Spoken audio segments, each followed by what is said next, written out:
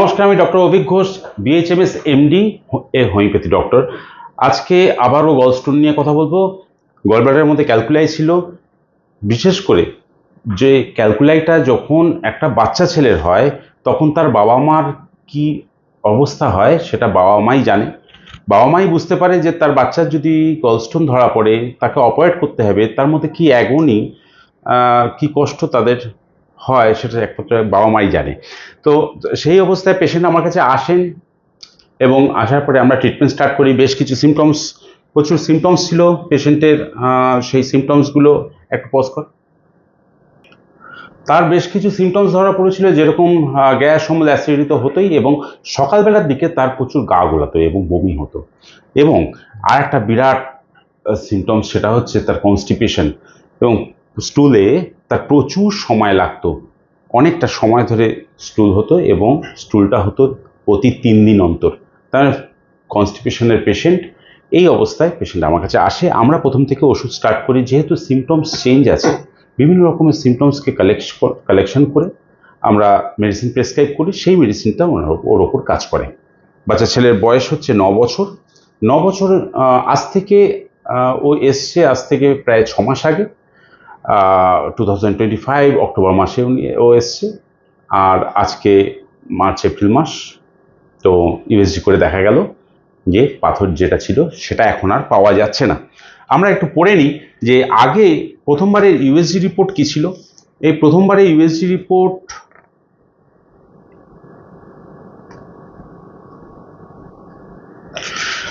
ছিল হচ্ছে গলব্লাডারের মধ্যে, গলব্লাডার ইজ ওয়েল ডিস্টেন্ডেড। এই ক্যালকুলাস ছিল হচ্ছে 7.1 মিলিমিটারের একটা ক্যালকুলাস ছিল, এবং এটা ছিল হচ্ছে নেক রিজিয়নে অফ গলব্লাডার। আর পরের বার ইউএসজি যেটা পাওয়া গেল সেটাতে পাওয়া গেল হচ্ছে well distended gallbladder with bile and wall thickness is normal, কোনো ইনফেকশন নেই, no previous calculus or something, কিছুই সেখানে পাওয়া যাচ্ছে না, কুড বি ডিটেক্টেড। আচ্ছা, পরেরটা হচ্ছে নো ক্যালকুলাই বা ক্যালকুলাস কুড বি ডিটেক্টেড। তাহলে এই অবস্থায় পেশেন্টের সিমটমসও দেখতে হবে এবং প্যাথোলজিও দেখতে হবে। পেশেন্টের সিমটমস যা যা ছিল, যে ইরেগুলারিটিস অফ স্টুল, কনস্টিপেশন, সেটা কন্ট্রোল হয়েছে। এখন রেগুলারে পায়খানা রেগুলার হয়, সরি, এখন রেগুলারে স্টুল রেগুলারে হয়। বেশ। আর ইনডাইজেশন অ্যাসিডিটি, সকালবেলায় যে গা গোলানো এবং বমি হওয়া, সেগুলো কন্ট্রোল হয়েছে। তাহলে সিমটমস চলে যাওয়ার সাথে সাথে কিন্তু প্যাথোলজি শো করছে ক্যালকুলাসটা আর নেই। তার মানে যে আমরা কিন্তু কাজ করেছিলাম সিমটমসের উপর, যে তার সার্বিক যে সিমটমস নিয়ে আমরা কাজ করতে গিয়ে যখনই আমরা সিমটমসটাকে উইথড্র করতে পারলাম, তখনই দেখলাম যে ইউএসজি রিপোর্ট বলছে যে গলব্লাডারের মধ্যে যে প্রবলেমটা ছিল সেই ক্যালকুলাসটা আর পাওয়া যাচ্ছে না। তাহলে আমরা এবার আমরা একটু শুনে নেব পেশেন্টের বাবা মার কাছে, যে পেশেন্টের বাবা মা কি কষ্ট পেয়েছিলেন, বা তার বাচ্চার যদি এরকম একটা স্টোন ডিটেকশন হয়েছিল তারপরে তার কি কষ্ট হয়েছিল বা কি অ্যাগনি ছিল। আপনি বলেন, আপনি এটা শুরুতে ধরা পড়লো কিভাবে? শুরুতে বলতে স্যার একটু জোরে। হ্যাঁ, ঘটনা হচ্ছে আজ থেকে প্রায় 6-6.5 মাস আগে পেটে ব্যথা করে, সকালবেলা গা গোলায়। আমার ছেলেই একদিন বলল, ও আমার মনে হচ্ছে শরীরটা খারাপ হচ্ছে, তাহলে একটু ছবি টবি করে কিছু দেখা যায় না? তা আমরা ওকে আমাদের থেকে আমার বাড়ি রানাঘাটের ওদিকে, রানাঘাটে হসপিটাল, মহকুমা হাসপাতালে নিয়ে গেছিলাম। ওখানে গিয়ে ডাক্তারবাবুকে শিশু ডাক্তার দেখায়। উনি বললেন ছেলে একটা ইউএসজি করে নিয়ে আসেন। তা আমরা ইউএসজি করে নিয়ে দেখতে পাই যে এরকম 7.1 মিলিমিটার একটা গল স্টোন আছে।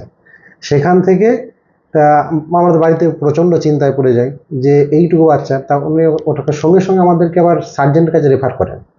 সার্জেন বলেন যে এ যা পরিস্থিতি, একে অপারেশন করাতে হবে, সার্জারি ছাড়া উপায় নেই। স্যার আমি অনেক রিকোয়েস্ট করি যে কোনোভাবে কি ওষুধের সাহায্যে কি সার্জারি ছাড়া মানে সারানো যাবে না? না, সার্জারি ছাড়া গলস্টোনের কোনো রাস্তা নেই।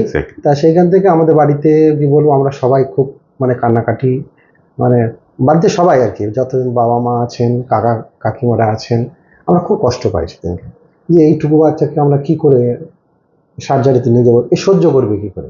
আর এখনো জীবনের শুরুই হয়নি। তো সেখানে যদি এখনই যদি ওর পেটটা কেটে এই অবস্থা হয়, তখন যখন সবার চিন্তাধারা হলো যে তাহলে তো উপায় নেই যখন, আমি তখন এই ফোনটা ঘাঁটতে ঘাঁটতে ঘাঁটতে শুধু চিন্তা করি কোনো কি উপায় হবে না।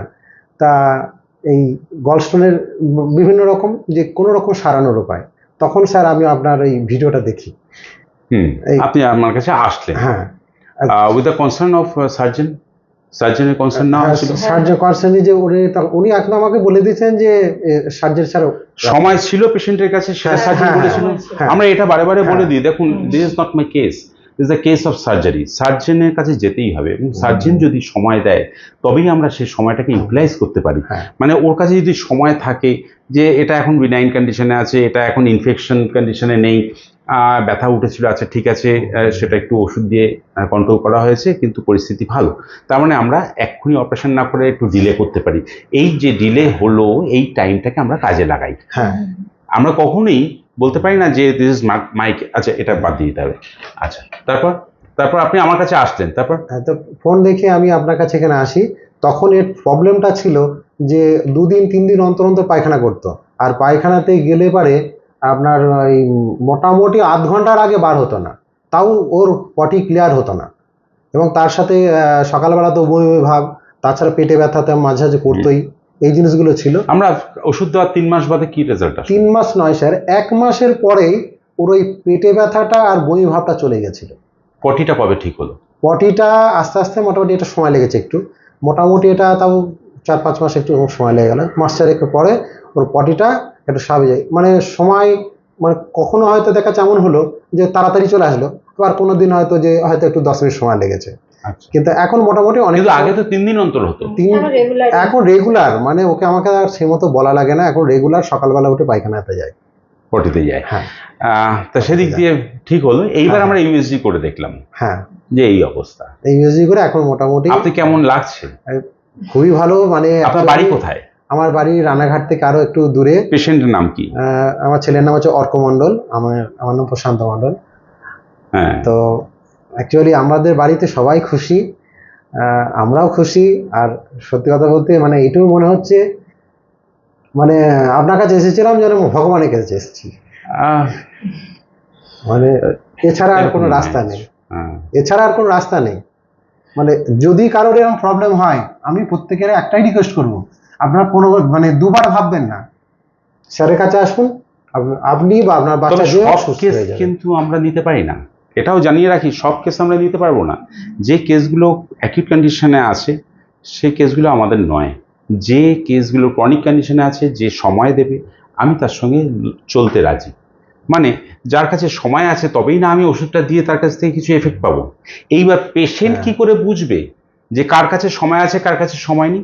তার জন্য তাকে আসতে হবে, লোকাল হোমিওপ্যাথি ডাক্তারের সঙ্গে মিট করতে হবে, সে বলে দিতে পারবে যে তার কাছে সময় আছে কিনা, বা সার্জন যদি সময় দেবে তাহলে সেই সময়টাকে নিয়ে সেই ডাক্তারের কাছে যেতে হবে যে আমার কাছে মোটামুটি মাস 3-4 টাইম আছে, ডাক্তারবাবু বলেছেন যে 3-4 মাস বাদে অপারেশন হবে, এই 3-4 মাস যদি কিছু হেল্প করা যায় তাহলে যে সবাই যে যার নিজের লোকাল যে ডাক্তার হোমিওপ্যাথি ডাক্তার সেই হেল্প করবে,